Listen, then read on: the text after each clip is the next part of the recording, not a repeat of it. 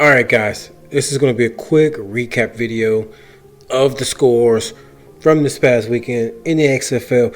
Then after I go over the scores, I'm going to give my thoughts on what the ratings were looking like and what I think about the league going forward to week 3 and on, and if they can sustain this, I guess, wave of momentum that they have going so far. But without further ado, let's get into it. So, first game of Saturday, we had the DC Defenders against the Guardians. Let me just say, I didn't see this score coming. I expected I wouldn't say tighter game, but I definitely expected a better game. Not a 27-0 straight blowout. Like, I didn't expect a shutout. But Cardale Jones, excuse me guys, is definitely looking like he is the man out there. So, what more can you say? The guy's looking like he's going to be the face of the league. If not him, it may be the quarterback from Houston. It'll be a battle between those two. They seem to, or hey, the guy from the Battlehawks, the St. Louis quarterback. Those three seem to be the cream of the crop in terms of being better than the other ones. They're separating themselves. They're exciting, they're dynamic, and they're making plays not only with their arms, but with their legs. All right. But in the end, this one, the final score of this was 27-0. We move on to the next game, the Vipers against the Dragons. I still think the Dragons is one of the coolest names you can have for a team name. I live here in Texas. If anybody has ever heard of a high school called Southlake Carroll, their mascot is the Dragons, and they're cold as hell. Anyway, that's not the point. The point is, from this game, let me just say this. The Vipers are starting to look like they are definitely the weakest team in the league. Like, from top to bottom. Somebody's got to do it. Somebody's got to take the L. Somebody's got to be the bad team. Every team can't be good. So, unfortunately, in the, I guess, second inaugural season, I don't even remember the name of the teams from the last time they did it 20 years ago. But from this season, it looks like the Vipers are definitely the weakest link of the entire XFL. Somebody's got to be there for damn motorcycle outside. Somebody's got to be there to take the L's, and it looks like it's going to be the Vipers this year. We'll see if they can garner some wins in the coming weeks.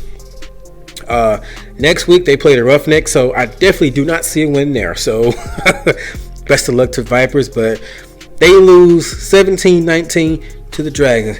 Now we move on to Sunday. The Dallas game and the LA game. This game was riddled, and I mean riddled with turnovers galore. It's just like you blink, it was a turnover, and you missed it. It was crazy, man.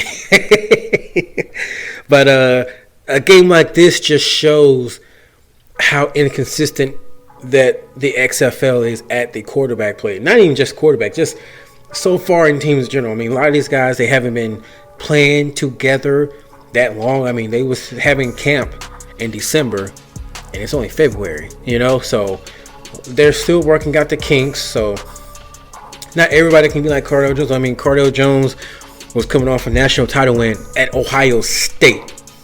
All right. If anything, he is the most noticeable name in the XFL for one of the most premier programs in all of college football or sports in general. All right. And he stepped in, filled that role, took them to a national championship. The following year, took them. They went back to the playoffs again. They may have lost, but he still had a good season. I don't think he got a fair shot. But we ain't talking about Cardale right now. We talking about Dallas and LA. Turnover field riddle game, but Dallas shown that when they have their quarterback Landry Jones, that they can pull it out and get the victory. All right, and the Renegades win this game 25-18. Then we move on to the final game of the weekend, which is clearly the game of the week in the XFL. You have the St. Louis Battlehawks and the Houston Roughnecks.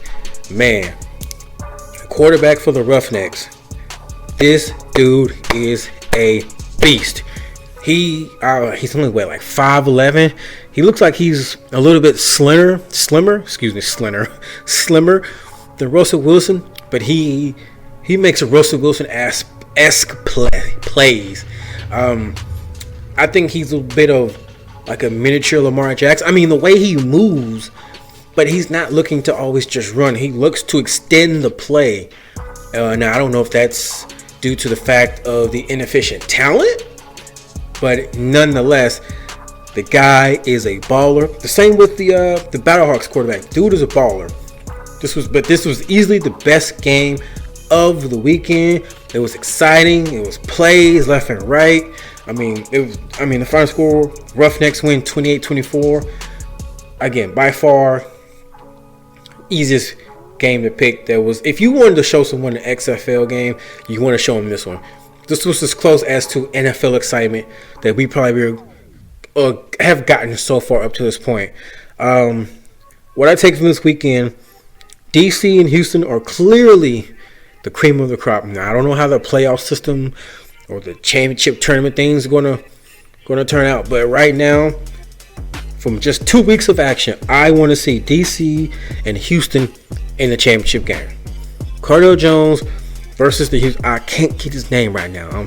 I'm tied up with what his name is, but I want to see those two guys go at it right now. That's who I want to see. All right. Nonetheless, this was a fairly, it was above decent. I want to say good weekend of football. Maybe it just seemed like it's such a good weekend because the NFL is over, and I'm a football junkie, and a lot of us football junkies just want more football. But what I will say, what I take from the weekend, it was great to see a little bit more of the stands and some of these stadiums filled up, especially at the Seattle game.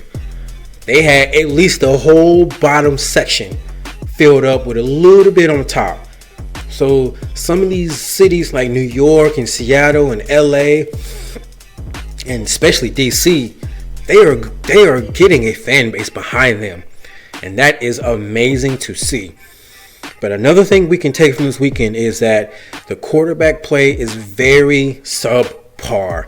It is a reason why only Cardale Jones, which is why he looks so excellent and stellar, is a reason why none of these guys made it in the NFL, or hell, we didn't even hear about half of them before the XFL, is because, they're just not up to that standard.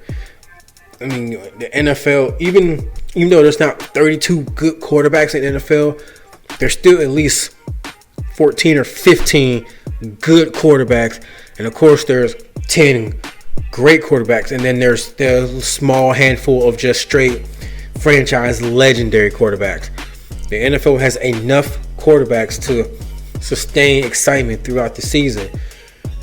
And also, too, you got 32 teams. You only got 8 teams here. So I hope eventually we get more teams within the league.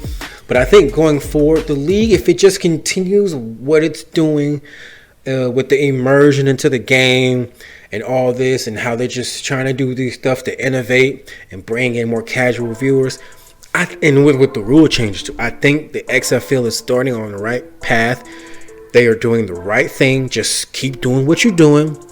Just keep growing on what you already got built, and just continue to what's the word I'm looking for? Encourage them to put out good football throughout the season. That's all you can hope for, because there's no way in hell you're gonna come in the first season and compete with the NFL.